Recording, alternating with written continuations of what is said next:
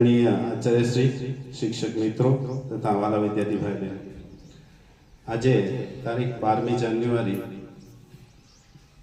જે સમગ્ર દેશની અંદર રાષ્ટ્રીય યુવા દિવસ તરીકે ઉજવાય છે અને એ આપણા સૌના જાણીતા એવા સ્વામી વિવેકાનંદની યાદમાં ઉજવવામાં આવે છે.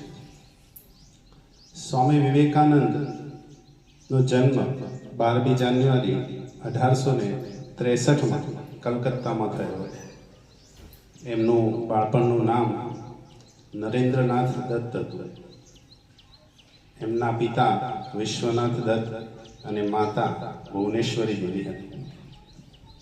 પિતા જે વિશ્વનાથ દત્ત હતા એ હાઈકોર્ટમાં વકીલ તરીકે કામ કરતા હતા અને માતા ભુવનેશ્વરી દેવી જેઓ ખૂબ જ ધાર્મિક સ્વભાવના હતા, જેમના સંસ્કાર પુત્ર નરેન્દ્રમાં જોવા મળતા હતા.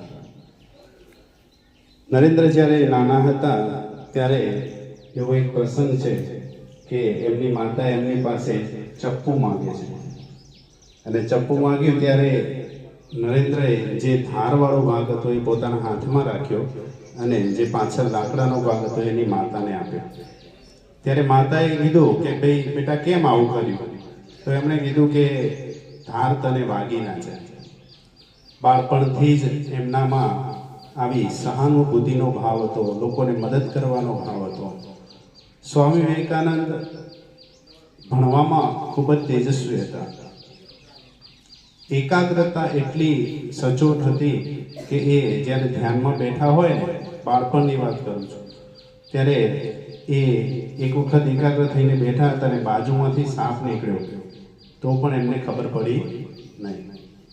આવું એમની એકાગ્રતા હતી. પુસ્તક જ્યારે હાથમાં લે, વાંચવાનું શરૂ કરે ત્યારે આખા પુસ્તકનું પેજ સહિત કઈ જગ્યાએ શું લખેલું છે એ એમને યાદ રહી જતું. એવી એમની એકાગ્રતા હતી, એવું એમનું ધ્યાન હતું. એક જ વાર વાંચે, બીજી વાર વાંચવાની એમને જરૂર પડે નહીં. બીજી વાર એ પત્તાને એ જોતા પણ એક છબી જેમ વાંચ્યું, એક છબી છપાઈ જતી એમના માનસમાં. પછી જ્યારે મોટા થયા ત્યારે એમને સત્યની શોધમાં ફરતા હતા ત્યારે એક ગુરુ મળ્યા, શ્રી રામકૃષ્ણ પરમહંસ. કદાચ તમે નામ સાંભળ્યું છે. એ ગુરુ પાસે જઈ અને એમનો પ્રશ્ન કેવો હતો કે બીજી કોઈ વાત પૂછીને ડાયરેક્ટ એમણે એવું જ કીધું કે તમે ભગવાનને જોયા છે ખરા? ગુરુને પૂછ્યું કે તમે ભગવાનને જોયા છે ખરા? એટલે રામકૃષ્ણ પરમહંસે કીધું કે હા, મેં જોયા છે અને તને પણ બતાવીશ. એટલે એ દિવસથી એમણે રામકૃષ્ણ પરમહંસને પોતાના ગુરુ બનાવ્યા અને એમણે ત્યાં સ્વામી વિવેકાનંદ નામ આપ્યું. સૌથી મહત્વની ઘટના ત્યારે બની કે જ્યારે સમગ્ર વિશ્વની અંદર ધર્મ પરિષદ યોજાઈ હતી. આ ધર્મ પરિષદ અમેરિકાના શિકાગો શહેરમાં યોજાઈ. 1893માં જ્યારે આપણા દેશનું પ્રતિનિધિત્વ, આપણી સંસ્કૃતિ લઈને જ્યારે સ્વામી વિવેકાનંદ શિકાગો શહેરમાં ગયા, એ સમયે આપણો દેશ ગરીબ અને પછાત ગણાતો. જ્યારે શિકાગો શહેરમાં પહેલી ધર્મ પરિષદમાં પોતે ઊભા થયા અને બોલ્યા કે અમેરિકાના મારા ભાઈઓ અને બહેનો, ત્યારે આખો હોલ 2 મિનિટ માટે તો ખાલી તાળીઓથી ગૂંજ્યો હતો. અને સંબોધનની શરૂઆત કરનારા આપણા સ્વામી વિવેકાનંદ હતા. આપણે બોલીએ છીએ ને અત્યારે કે આદરણીય ગુરુજી તથા વાલા વિદ્યાર્થી ભાઈઓ અને બહેનો, એ શરૂઆત કરનાર કોણ હતા? સ્વામી વિવેકાનંદ. અને ત્યારથી આપણા દેશનું નામ સમગ્ર વિશ્વમાં ઊંચું કર્યું. આવા એ આત્મવિશ્વાસ સભર નેતા હતા. એમણે આપણને કઈ કઈ બાબતો શીખવી? તો એક તો નિડરતા. ક્યારેય કોઈનાથી ડરવાનું નહીં. તમારે સત્યના માર્ગે ચાલવાનું. સત્ય સાથે તમે હશો, સાચા હશો તો કોઈનાથી ડરવાની જરૂર છે નહીં. બીજું, આત્મવિશ્વાસ. તમારામાં આત્મવિશ્વાસ હોવો જોઈએ.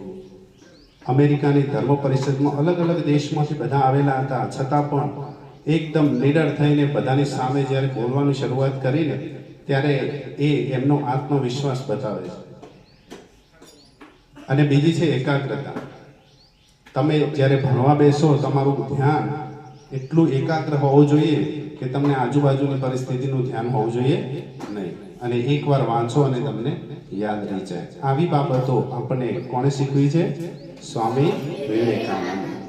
તો આપણા દેશમાં 1984માં 12મી જાન્યુઆરીને રાષ્ટ્રીય યુવા દિવસ તરીકે ઉજવવામાં છે. બહુ નાની ઉંમરે એમનું અવસાન થયેલું અને એકદમ યુવાન હતા અને બહુ દેશનું નામ એમણે રોશન કર્યું, એટલે એમની યાદમાં 12મી જાન્યુઆરી 1984માં રાષ્ટ્રીય યુવા દિવસ જાહેર કરવામાં આવ્યો. અને પહેલો યુવા દિવસ જે છે એ 1985માં 12મી જાન્યુઆરી 1985થી એમના દિવસની ઉજવણી શરૂ કરવામાં આવી. તો આવા સ્વામી વિવેકાનંદને આપણે નમન કરી અને એમને જન્મ જયંતિ ઉજવીએ છીએ. અસ્તુ. જય હિન્દ, જય ભારત.